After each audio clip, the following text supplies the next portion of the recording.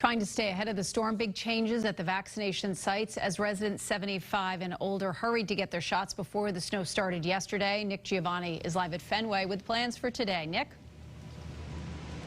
It's back to the original schedule today here at Fenway. Kate, on this day 2 of phase 2 for the state's vaccination plan.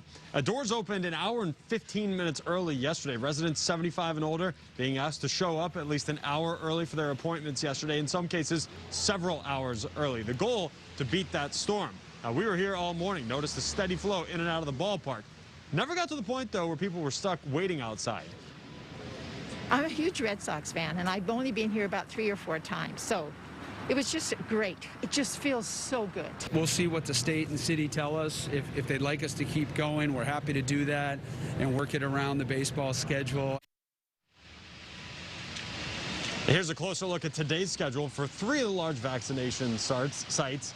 Fenway back to starting at 9 a.m. Gillette opens at 8 a.m. And the Reggie Lewis Center in Roxbury, which had to actually postpone its first day because of the storm, plans to start administering the vaccine at noon. Back live, you can see some of the work being done to clear a path for everyone making their way to Fenway. Crews have been coming through, clearing off the sidewalks. Again, if you do have an appointment today, you're asked to just show up as scheduled, your regular time there. But if you do not feel comfortable given these conditions, you can reschedule through an email that was sent out last night. Live in Fenway Park, Nick Giovanni, WBZ This Morning.